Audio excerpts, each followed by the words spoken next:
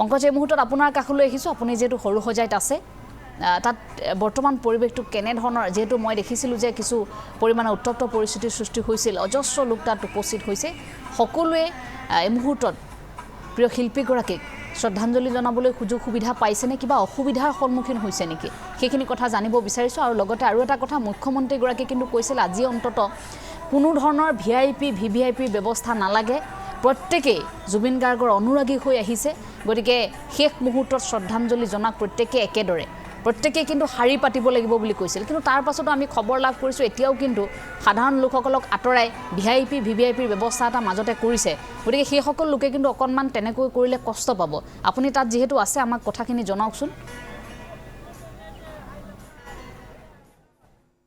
চাওক এই মুহূৰ্তত আমি উপস্থিত আছোঁ যিহেতু আৰু আমি প্ৰত্যেকটো দিশেই তন্নকৈ দেখুৱাৰ কাৰণে প্ৰয়াস অব্যাহত ৰাখিছোঁ কিন্তু পোনপ্ৰথমে এই মুহূৰ্তৰ সেই বিশেষ দৃশ্যটো সেই বেদনাদায়ক এটা দৃশ্য আমাৰ বাবেই নহয় কেৱল সমগ্ৰ অসমবাসীৰ বাবেই যিটো আচলতে আমি কেতিয়াও চাব নোৱাৰা দৃশ্য বা চাবলৈ নিবিচৰা দৃশ্য এন্ধাৰ হ'ব নোখোজা মানুহজন কিন্তু আজিৰ দিনত অসমবাসীক এক অন্ধকাৰত ৰাখি তেওঁ গুচি গৈছে অনামী এক স্থানলৈ আৰু তেখেত আমাৰ বুকুৰ মাজত থাকিব জুবিন দা আমাৰ বুকুৰ মাজত থাকিব প্ৰত্যেকজন অসমীয়াৰ হৃদয়ৰ মাজত থাকিব তেখেতৰ গীতেৰে আলোড়িত হৈ থাকিব সমগ্ৰ অসমীয়া সমাজ সমগ্ৰ অসমৰ সংগীত আৰু যি বিশ্বজনীনতা জুবিন গাৰ্গৰ কিছু গীতত আমি লাভ কৰিবলৈ সক্ষম হৈছিলোঁ আৰু যি ধৰণৰ টান আছিল সেইখিনি কথা কিন্তু সদায় আমাৰ কাৰণে পাথেয় হৈ ৰ'ব সেয়া কিন্তু অৱধাৰিত আৰু তাৰ সমান্তৰালকৈ জুবিন গাৰ্গ কি ধৰণে প্ৰত্যেকজন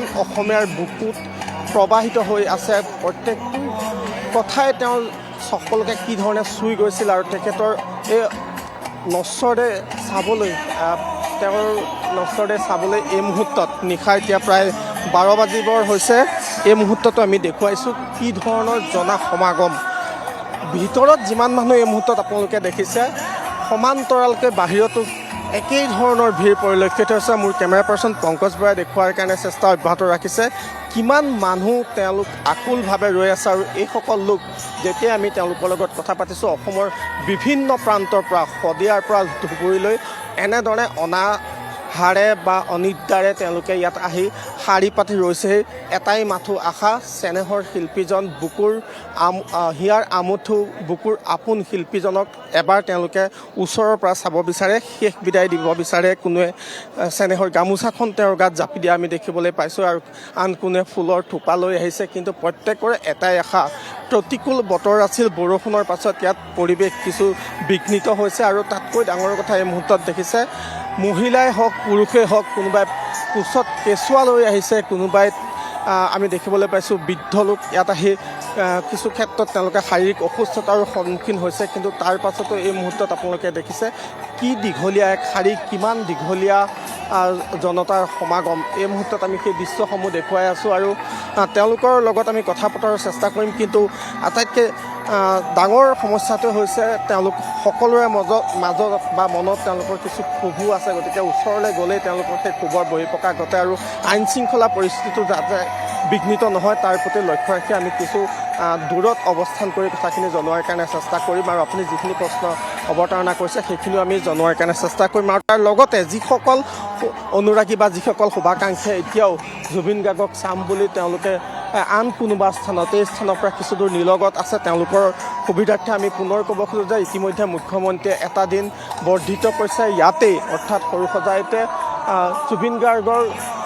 নশ্বৰদেহক তেওঁলোকে শ্ৰদ্ধাঞ্জলি জ্ঞাপন কৰিব পাৰিব কাইলৈ নহয় পৰহি পৰ্যন্ত সেই দিনৰ সংখ্যা বৃদ্ধি কৰা হৈছে গতিকে সকলোৱে ধৈৰ্য সহকাৰে ইয়াত আপুনি কোৱাৰ ধৰণে বহুবাৰ ইয়াত আমি দেখিবলৈ পাইছোঁ কিছু বিপৰীত স্থিতিও আমি দেখিবলৈ পাইছোঁ বিশৃংখল পৰিস্থিতিৰ সৃষ্টি হোৱাও দেখিবলৈ পাইছোঁ আৰু সেই পৰিস্থিতি যাতে নিয়ন্ত্ৰণত থাকে তাৰ কাৰণে কিন্তু সকলোকে জিলা প্ৰশাসনেই হওক বা আৰক্ষীয়ে হওক কাটৰ আহ্বান জনাইছে আৰু ধৈৰ্য সহকাৰে সকলোকে ইয়াত ৰোৱাৰ কাৰণে সকলোকে তেওঁলোকক অপেক্ষাৰ কৰাৰ কাৰণে জুবিন ফেন ক্লাবেই হওক বা আন সকলো যিসকল সংশ্লিষ্ট কৰ্তৃপক্ষ তেওঁলোকে বাৰম্বাৰ অনুৰোধ জনাইছে আৰু আমাৰ তৰফৰ পৰাও সকলোকে সেই আহ্বান জনাইছোঁ জুবিন গাৰ্গ সকলোৰে মনত আছে সকলোৰে হৃদয়ত আছে আৰু তেওঁক নাচাব কিয় সকলোৰে অধিকাৰ আছে জুবিন গাৰ্গক এবাৰ ওচৰৰ পৰা চোৱাৰ আৰু সেই অধিকাৰ সাব্যস্ত কৰিবলৈ, কাৰণ তেওঁলোকৰ শিল্পী, জনতাৰ শিল্পী জুবিন গাৰ্গ, তেওঁলোকক চোৱাৰ বাবেই এনেধৰণৰ তেওঁলোকে মাজনিশা বা কাইলৈ আজি গোটেই নিশা পৰ্যন্ত ইয়াত আচলতে থাকিব। যদিহে সম্ভৱ হয় মোৰ কেমেৰা পাৰ্চন পংকজে দেখুৱাব। মূল পথছোৱাত আমি দেখুৱাবলৈ চেষ্টা কৰিম। মূল পথছোৱাত যিমান দূৰলৈকে আমি চাইছোঁ বা আমি দেখিছোঁ, সেই পৰ্যন্ত আমি দেখিবলৈ পাইছোঁ যে দীঘলীয়া শাৰী, যথেষ্ট দীঘলীয়া শাৰী। ক'লৈকে মানুহ আছে আচলতে আমি এই ভিতৰৰ পৰা গম পোৱা অৱস্থাত নাই। পংকজক মই দেখুৱাবলৈ অনুৰোধ কৰিম, যদি সম্ভৱ হয়, যদি মোৰ কথাখিনি তেওঁ শুনি আছে। দীঘলীয়া শাৰীটো দেখুৱাবলৈ অনুৰোধ কৰিম। আৰু ভিতৰ চোৱাৰ পৰিৱেশ চাওক, যিহেতু বৰষুণ হৈছিল, প্ৰবল বৰষুণৰ পাছত গোটেই বোকামৰ হৈ পৰিছে সমগ্ৰ এই অঞ্চলটো। তথাপিও কিন্তু কাৰো মনত উৎসাহৰ কোনো আমি ইয়াত হ্ৰাস পোৱা দেখিবলৈ পোৱা নাই। তেওঁলোকে শেষবাৰৰ বাবে অশ্বসিক্ত নয়নে তেওঁলোকৰ হেঁপাহৰ শিল্পীজনক শেষ বিদায় জনোৱাৰ কাৰণে এনেধৰণে তেওঁলোকে নিজেই আহি ইয়াত থিয় হৈ আছে আৰু বহু দূৰ দূৰণিৰ পৰাই তেওঁলোক আহিছে। বাকী যিখিনি কথা আপুনি অৱতাৰণা কৰিছে, যি ধৰণৰ সমাধি ক্ষেত্ৰক লৈ বিতৰ্কৰ সৃষ্টি হৈ আছিল, সেইখিনিও ইতিমধ্যে অৱসান হৈছে। আৰু মুখ্যমন্ত্ৰী যিহেতু নিজেই কৈছে, ইয়াত কোনো ধৰণৰ VVIP যি কালচাৰ, VVIP কালচাৰৰ তেওঁ ইয়াত পোষকতা কৰা নাই। আৰু মন্ত্ৰীয়ে হওক বা যিসকলে ইয়ালৈ জুবিন গাৰ্গক চাবলৈ আহিব বিচাৰে, শেষবাৰৰ বাবে তেওঁলোকক সাধাৰণ নাগৰিকৰ দৰে তেওঁলোকক কোৱা হৈছে যে তেওঁলোকে শাৰী পাতি আহিব লাগে। ইয়াৰ পূৰ্বে আজি সন্ধিয়াৰ ভাগত আমি দেখিবলৈ পাইছিলোঁ প্ৰায় 3মান বজাত হয়তো 3 নম্বৰ গেটেৰে তেনেধৰণে কোনো কেন্দ্ৰীয় মন্ত্ৰী বা তেওঁ একাংশ মন্ত্ৰীয়ে প্ৰৱেশ কৰাৰ কথা কৈছিল। আৰু সেই ক্ষেত্ৰত যাতে পুনৰাবৃত্তি নহয়, তাৰ কাৰণে কিন্তু ইতিমধ্যে মুখ্যমন্ত্ৰীয়ে জিলা প্ৰশাসনক সতৰ্ক কৰি দিয়াৰ পাছত তাৰ পুনৰাবৃত্তি হোৱা আমাৰ দৃষ্টিত এই মুহূৰ্তলৈকে পৰা নাই। কিন্তু তাৰ মাজে মাজেও আমি দেখিবলৈ পাইছোঁ মাজে সময়ে আৰক্ষীৰ সৈতে খণ্ডযুদ্ধ হৈছে। আৰু কিয় খণ্ডযুদ্ধ হৈছে তাৰ কাৰণ আপোনালোকৰ চকুৰ সন্মুখত মাজনিশা পৰ্যন্ত এয়া চাওক। মূল পথছোৱাত কি ধৰণৰ ভিৰ, কি ধৰণৰ মানুহৰ লানি, হাজাৰ হাজাৰ লাখ লাখ মানুহ এতিয়াও কিন্তু এই সমগ্ৰ পথছোৱাৰ বাহিৰতো আমি থিয় হৈ থকা দেখিবলৈ পাইছোঁ। গতিকে এই যি বুৱতী খুঁত আমি ডক্টৰ ভূপেন হাজৰিকা এনেধৰণে যেতিয়া আমি লতাশিলত তেওঁক শেষ শ্ৰদ্ধাঞ্জলি জনোৱা হৈছিল, সেই মুহূৰ্তত এনেধৰণৰ দৃশ্য আমি স্বচক্ষে প্ৰত্যক্ষ কৰিছোঁ। আৰু আমাৰ জীৱনকালত আমি দেখিবলৈ পাইছোঁ আন এক দৃশ্য, এয়া হ'ল চেনেহৰ শিল্পী, বুকুৰ আপোন শিল্পী জুবিন গাৰ্গক আচলতে কোনো পাহৰিব নোৱাৰে। আৰু তেওঁৰ যি আকস্মিক মহাপ্ৰয়াণ, সেই মহাপ্ৰয়াণৰ এই সন্ধিক্ষণৰ সাক্ষী হ'বলৈ তেওঁলোকে সকলো এনেধৰণে ওলাই আহিছে। আৰু তেওঁলোকৰ মনত এটাই শব্দ, তেওঁলোকৰ মুখত এটাই শব্দ আমি শুনিবলৈ পাইছোঁ, জয় জুবিন দা, জয় জুবিন দা। এই শব্দটোৱে স্পষ্ট কৰি দিয়া সদায়ে যেন অসমীয়াৰ মন প্ৰাণত জুবিন দা জীয়াই থাকিব।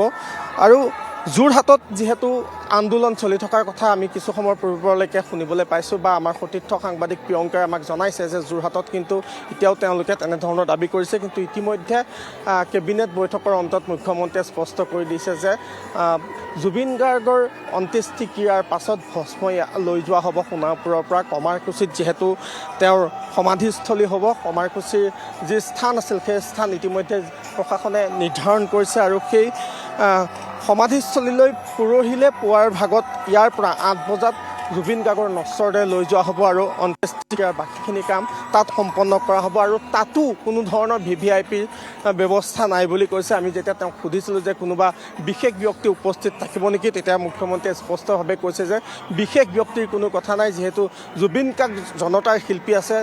জুবিন গাৰ্গৰ প্ৰত্যেকটো গীত, প্ৰত্যেকটো তেওঁৰ গীতত আমি দেখিবলৈ পাইছোঁ কেৱল জনতাৰ কথা, কেৱল জনতাৰ আৰ্তনাদৰ কথা। আৰু সেয়েহে তেওঁ কৈছিল যে VVIPৰ কোনো প্ৰয়োজন নাই। প্ৰকৃততে এইসকল লোক, যিসকল লোক ইয়াত এনেধৰণে সমবেত হৈ আছে, তেওঁলোকৰ যিসকলে আচলতে চাব বিচাৰে তেওঁলোককহে সুযোগ দিয়া উচিত আৰু তেওঁলোককহে অগ্ৰাধিকাৰ দিয়া উচিত। কিন্তু স্থানৰ অভাৱ আছে, যিহেতু মাত্ৰ 5,000 লোকে সেই কমাৰকুছি যি স্থানত তেওঁৰ সমাধিস্থলীৰ কাৰণে বন্দবস্ত কৰা হৈছিল তাত প্ৰৱেশ কৰিব পাৰিব। গতিকে তাৰ প্ৰতি লক্ষ্য ৰাখি কিন্তু বহুত বাধ্যবাধকতা হয়তো থাকিব। যিসকল নাথাকিলে সেই অনুষ্ঠানত নহয়, আচলতে তেওঁলোকক অগ্ৰাধিকাৰ দিবই লাগিব।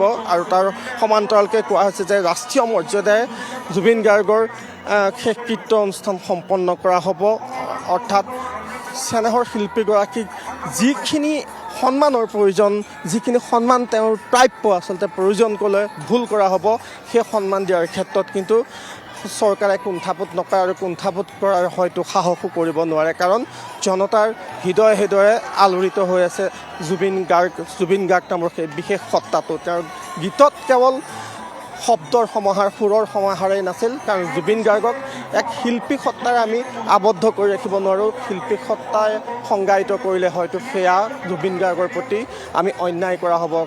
এক বিশাল সত্তা, আৰু জুবিন গাৰ্গ কি নাছিল, তেওঁৰ গীতত কি নাছিল, জনতাৰ কথা ইতিমধ্যে আমি কৈছোঁ, আৰু তাৰ সমান্তৰালকৈ দুখীয়া নিষ্পেষিতসকলৰ কথা আৰু তেওঁৰ যিসকল অনুৰাগী, সেই অনুৰাগীৰ ৰন্ধে ৰন্ধে শিৰাই শিৰাই প্ৰবাহিত হৈছে সেই গীতসমূহ। আৰু যিটো প্ৰিয় গানৰ কথা তেওঁ কৈ গৈছিল, যিটো গানক লৈ আচলতে জুবিন গাৰ্গৰ এক বিশেষ টান আছিল, সেই গীতটো আজিৰ দিনটোত অসমৰ চুকে কোণে বতাহে আজিৰ দিনটোতে নহয়, কালিৰে পৰা হয়তো সকলোৱে শুনি আছে। সেই গীতটো আমি ইয়াত প্ৰতি মুহূৰ্ততে শুনি থাকিবলৈ পাইছোঁ, যিটো তেওঁৰ অন্তিম ইচ্ছা আছিল। সেই গীতটো এতিয়াও সকলোৰে কাণত বাজি আছে। আৰু এঞ্জেলা, এটা কথা ক'ব লাগিব, উৎসাহ কিন্তু কাৰো এতিয়াও কমা নাই। এবাৰ চাবলৈ হেঁপাহ কাৰো বুকুত এতিয়াও শেষ হোৱা নাই, আৰু যাৰ কাৰণে বাৰম্বাৰ তেওঁলোকক অনুৰোধ কৰিবলগীয়া হৈছে, যিসকল মহিলা আছে, যিসকল বয়োজ্যেষ্ঠ লোক ইয়াত সমবেত হৈছে, তেওঁলোকক যাতে অগ্ৰাধিকাৰ দিয়া হয়, আৰু তাৰ সমান্তৰালকৈ কোনো ধৰণৰ যাতে বিশৃংখল পৰিস্থিতিৰ উদ্ভৱ নহয়, তাৰ কাৰণেও তেওঁলোকক বাৰম্বাৰ আহ্বান জনাই থকা গৈছে। আৰু এই মুহূৰ্তত